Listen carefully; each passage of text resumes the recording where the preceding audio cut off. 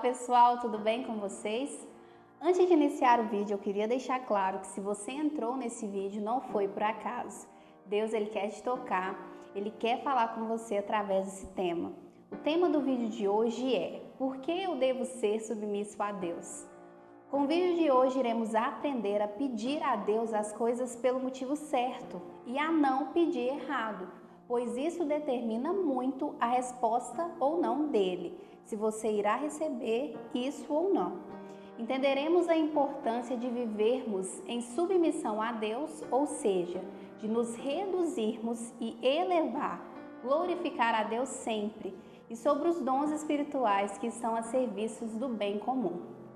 A primeira leitura que vamos meditar hoje está lá em Tiago, capítulo 4, versículo 1 até o 10, que fala sobre a submissão a Deus.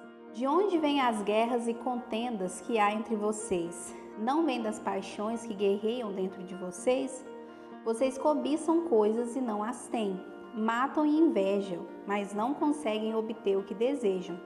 Vocês vivem a lutar e a fazer guerras. Não têm porque não pedem. Quando pedem, não recebem, pois pedem por motivos errados, para gastar em seus prazeres. Adúlteros, vocês não sabem que a amizade com o mundo é inimizade com Deus? Quem quer ser amigo do mundo, faça inimigo de Deus. Ou vocês acham que é sem razão que a Escritura diz que o Espírito que Ele fez habitar em nós tem fortes ciúmes? Mas Ele nos concede graça maior. Por isso diz a Escritura: Deus se opõe aos orgulhosos, mas concede graça aos humildes. Portanto, submetam-se a Deus. Resistam ao diabo, e ele fugirá de vocês. Aproximem-se de Deus, e ele se aproximará de vocês. Pecadores, limpem as mãos, e vocês que têm a mente dividida, purifiquem o coração. Entristeçam-se, lamentem-se e chorem. Troquem o riso por lamento e alegria por tristeza. Humilhem-se diante do Senhor e Ele os exaltará. Tiago capítulo 4, versículo 13 ao 17. Ouçam agora, vocês que dizem: hoje ou amanhã iremos para essa ou aquela cidade. Passaremos um ano ali, faremos negócio e ganharemos dinheiro. Vocês nem sabem o que lhes acontecerá amanhã, que é a sua vida. Vocês são como a neblina, que aparecem por pouco tempo e depois se dissipa. Ao invés disso, deveriam dizer: se o Senhor quiser, viveremos e faremos isso ou aquilo. Agora, porém, vocês se vangloriam das suas pretensões. Toda vanglória como essa é maligna. Pensem nisto, pois quem sabe que deve fazer o bem e não faz, comete pecado. Para você entender de uma forma simples o que essa passagem bíblica nos diz, quem de vocês anda de carro ou de moto? Nós podemos pilotar a moto, dirigir o carro, mas não conseguimos ter o controle de tudo, porque se Deus não nos proteger, várias coisas podem acontecer. Eu posso ter experiência, ser habilitada para isso, mas só Deus conhece todas as estradas perigosas da vida. Só Deus sabe de todos os imprevistos que podem acontecer mais à frente. Você não tem controle de tudo. Por isso é essencial ter a presença de Deus em tudo que fizermos. Fazendo assim, iremos errar menos e teremos a proteção e direção dele em muitos incidentes que poderiam nos matar ou no desviado que ele quer para a gente. Não se ache autossuficiente demais. Não tenha que aprender com a dor quem governa tudo. Temer a Deus é reconhecê-lo como o Criador que dá sentido à vida. A ação de Deus é certa para cada tempo. Essa passagem de Tiago nos diz a respeito também de pedir a Deus e não receber, pois pedimos pelo motivo errado. O que você tem capacidade de conquistar, corra atrás você. Não peça o possível para Deus, peça o impossível. Por exemplo, se você quer uma televisão de 80 polegadas, trabalhe, se esforce e você conseguirá comprar. Agora, seus planos e projetos, o sim ou não só vem de Deus. É lógico, terá que ter trabalho e esforço, mas é algo que você não tem controle. A bênção e a aprovação vem de Deus. Em Provérbios, capítulo 16, versículo 1 ao 4, está escrito: o homem faz projetos no coração, mas é de Javé, de Deus, que vem a resposta. Todos os caminhos do homem parecem limpos a seus olhos, mas é Javé quem examina os espíritos. Entregue suas obras aos cuidados de Javé e seus projetos se realizarão. Na versão NVI está: e seus projetos serão bem-sucedidos. Deus nos diz para apresentarmos nossos projetos a Ele, para que a partir daí Ele nos dê um sim ou não. Se nós não fizermos planos, a resposta de Deus virá do quê? Na Bíblia, Deus nos faz essa promessa. Deus quer que nós cresçamos. Nós que insistimos a ficar na mesmice. Você está perdendo graça por ignorância. Para Deus fazer uma promessa dessas, você acha que Ele quer que vivamos só para sobrevivência? O que você está vivendo agora não se compara com o que Deus pode fazer na sua vida. E para você que está levando aquele projeto e já apresentou para Deus, mas não vê nada se movendo, o que para Deus custa mudar sua realidade em um dia? Siga persistente. Deus, Ele nos prova. Se no pouco mantermos fiéis, Deus nos abençoará no muito. Pode ser que nada para você está se movendo, mas lá em cima, no céu, seu projeto já está se movendo para que aconteça. Eclesiastes capítulo 3, versículo 15. O que existe já existiu. O que vai existir já existe. Deus vai em busca do que foge. Deus já te criou, te escolheu sabendo do seu final. Você não é isso que a sua realidade está te falando. Você vai muito além. A sua situação atual não determina o seu futuro. Tudo exige preparação de Deus para que você consiga suportar quando for realidade. Em Daniel capítulo 4, versículo 1, conta sobre a grande árvore. Este capítulo conta sobre um sonho que o rei Nabucodonosor teve e ficou assustado. Chamou então magos, adivinhos, caldeus e astrólogos para interpretarem e não conseguiram. Até que Daniel é chamado e consegue desvendar e interpreta o sonho, que foi o seguinte: na cama, o rei estava observando as imagens que vinham à sua cabeça. Uma árvore gigantesca bem no centro da terra. A árvore cresceu e ficou forte, e a sua copa chegou até o céu. Podia ser vista até o extremo da terra. A sua folhagem era bonita e tinha frutos com fartura. Nela havia alimentos para todos. À sua sombra se abrigavam os animais do campo, e nos seus galhos se aninhavam as aves do céu. Dela se alimentava todo ser vivo. Nabucodonosor estava na cama, observando as imagens que se formavam em sua cabeça, quando apareceu um anjo que descia do céu. Com voz forte, ele gritou para que a árvore fosse derrubada, que cortassem os galhos, arrancassem as folhas e jogassem fora os seus frutos. Pediu às feras que fugissem da sua sombra e para os pássaros que fugissem dos seus galhos, mas que deixassem na terra o toco com as raízes, preso a uma corrente de ferro e bronze, no meio da grama do campo. Que ele fosse banhado pelo sereno do céu, e que a erva do campo fosse a sua parte com as feras da terra. Perderia o instinto de homem e adquiriria instinto de fera, e ficaria desse jeito durante 7 tempos. E completou dizendo: esta é a sentença dos vigilantes, é o que anunciam os santos, para que todo ser vivente reconheça que o Altíssimo domina sobre os reinos dos homens. Ele concede o reino a quem ele quer e coloca no trono o mais humilde.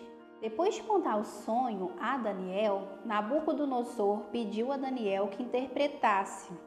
E Daniel ficou assustado e perturbado nos seus pensamentos, mas interpretou respondendo: Meu Senhor, que o sonho valha para os seus inimigos, que o seu significado seja para os seus adversários. O rei viu uma árvore muito grande e forte. A sua copa atingia o céu e podia ser vista de toda a terra.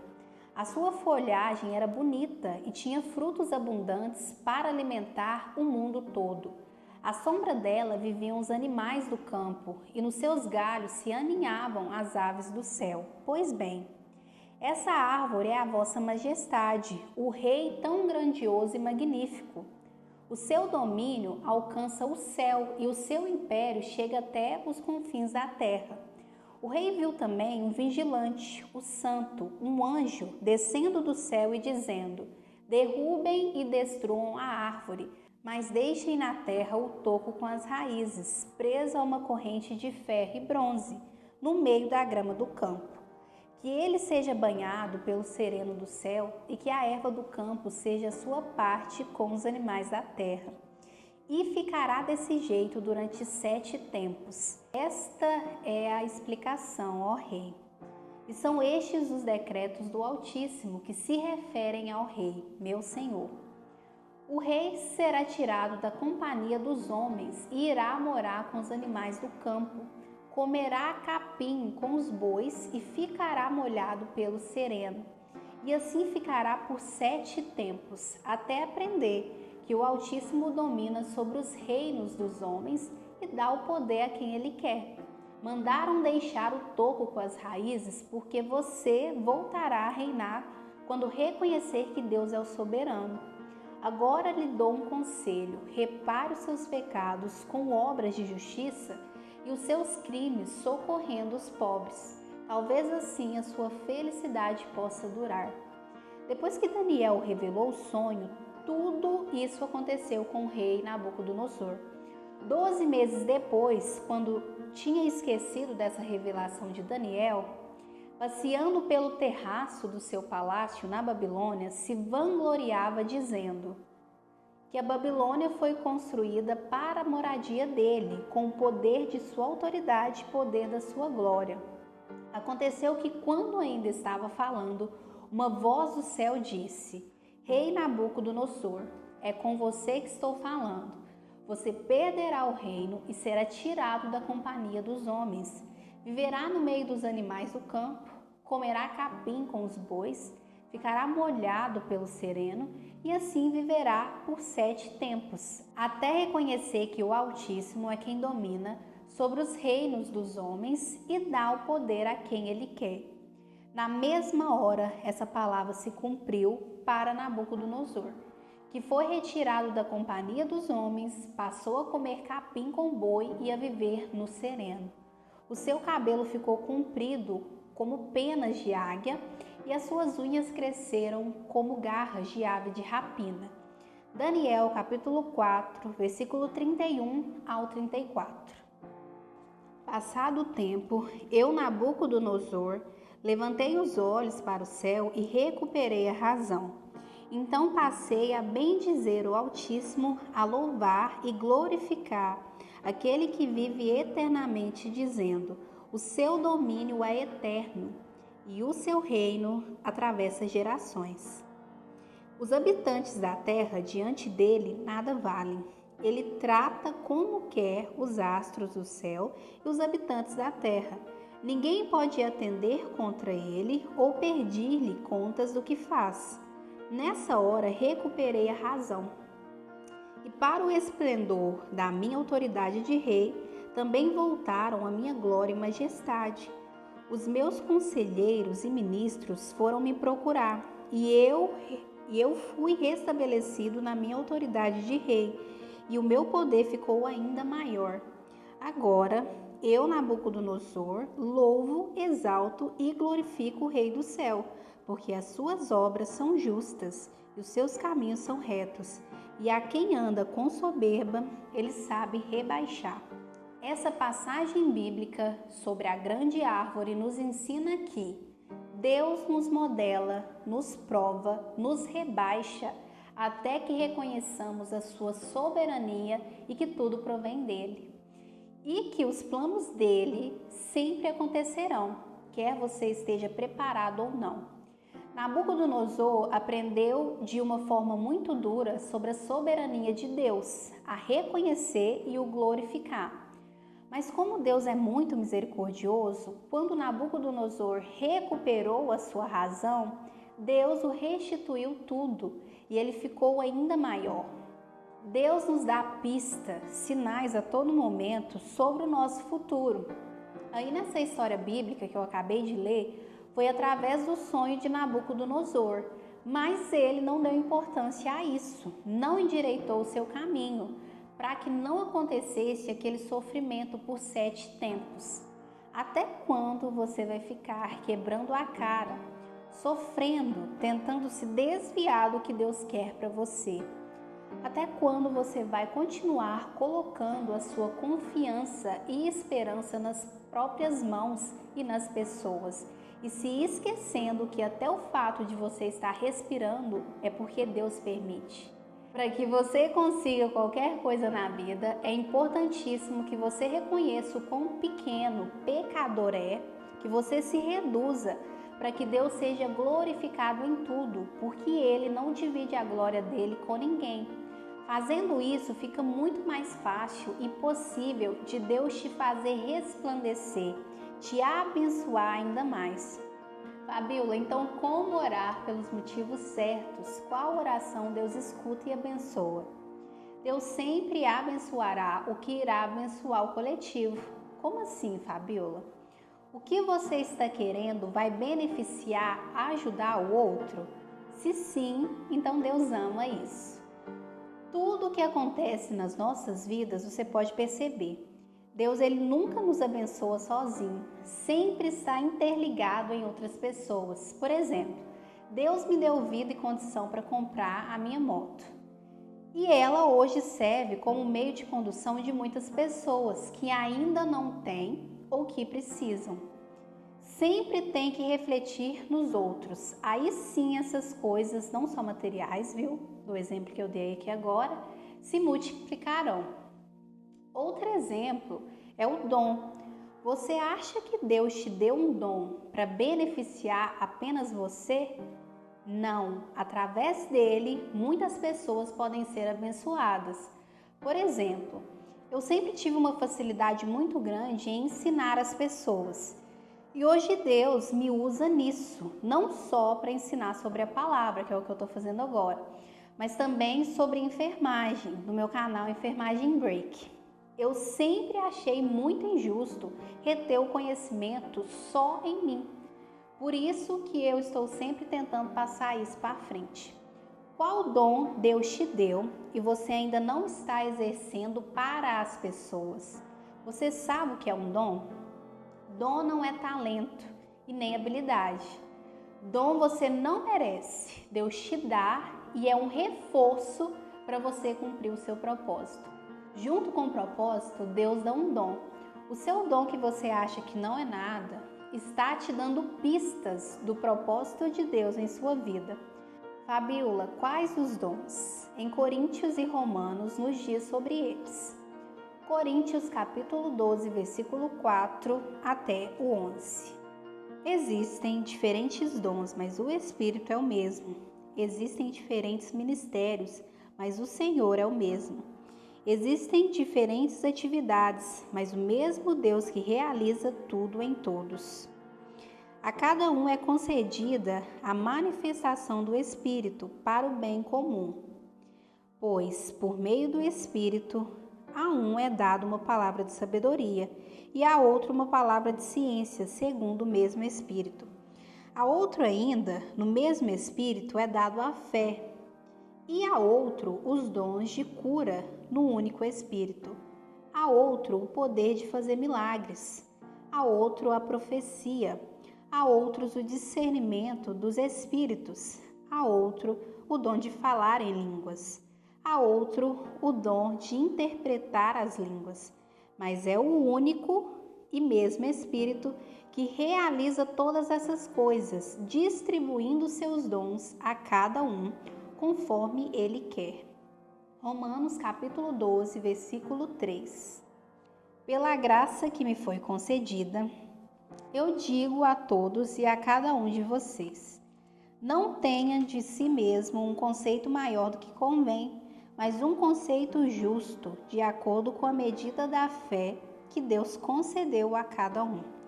Pois assim como no corpo temos muitos membros, e esses membros não têm todos a mesma função, assim também nós, embora sendo muitos, somos um só corpo em Cristo, e individualmente somos membros uns dos outros. Temos, portanto, dons diferentes, conforme a graça que nos foi dada. Quem tem dom de profecia, que exerça na justa relação com a nossa fé. Quem tem o dom do serviço, que exerça servindo. Quem o do ensino, ensinando. Quem o do encorajamento, encorajando. Quem reparte, que o faça com simplicidade. Quem preside, com zelo. Quem faz as obras de misericórdia, com alegria. Nessas duas passagens de Coríntios e Romanos foram citados os seguintes dons. Em Coríntios, os dons da sabedoria, ciência, fé, cura, fazer milagres, da profecia, discernimento dos espíritos, falar em língua, interpretar as línguas. Já em Romanos, foi citado os dons da profecia, serviço, ensino e encorajamento. Você tem algum desses dons? Você tem o usado para abençoar outras pessoas? Pois os nossos dons existem para serem colocados a serviço da comunidade, das pessoas. E se você ainda não tem um dom, você tem que encontrar o seu propósito primeiro, para saber qual dom te caberá, para assim pedir a Deus um dom. Quais as maneiras de descobrir o propósito de Deus em sua vida? Eu sempre tive dentro de mim que eu queria agregar algo na vida das pessoas. E aí tive a confirmação do propósito de Deus na minha vida em setembro do ano passado, quando ajoelhada no meu quarto, frustrada e cansada de tentar sozinha, fiz a seguinte pergunta para Deus: Deus, o que o Senhor quer de mim? O que o Senhor quer para o meu futuro? E Ele me respondeu através de uma passagem bíblica. Então, baseado na minha experiência, eu te digo que você descobrirá o seu propósito se aproximando de Deus, fazendo dele uma prioridade, pela oração, leitura da palavra, frequentando ambientes onde a palavra dele é disseminada, escutando pregações diariamente. Você tem colocado fé na sua oração ou acredita duvidando? Porque tudo que colocarmos fé, a Bíblia diz que acontecerá. Fé é você acreditar no que ainda não se vê, mas firmado no Pai que você tem, em Deus, você já sabe que será uma realidade. Porque Deus não é homem para que minta e nem filho do homem para que se arrependa. Você tem terceirizado a sua fé? Você tem procurado a Deus diretamente? Ou está passando essa responsabilidade para outra pessoa? Fortaleça sua relação com Deus. Você tem procurado ler a Bíblia diariamente? Fabíola, eu tenho muita dificuldade. Eu sempre tive muito medo de ler a Bíblia, porque eu não entendia. E eu uma vez até passei vergonha quando eu era menor, porque me pediram para ler a Bíblia, e depois explicar. E eu não conseguia explicar. Até que Deus me dá uma missão de ensinar sobre a palavra dele. Ele me provou nesse meu medo, para que eu entendesse que com Deus nada é impossível, porque Ele te capacita no processo. Uma vez eu ouvi do Tiago Brunet, um grande pregador da palavra, que se você tem dificuldade de ler a Bíblia, comece por leituras mais fáceis, como Salmo, e Provérbios. E você vai pedindo ao Espírito Santo para que te revele o que a palavra quer te transmitir. A Bíblia é a mente de Deus. A resposta de todos os nossos questionamentos estão lá.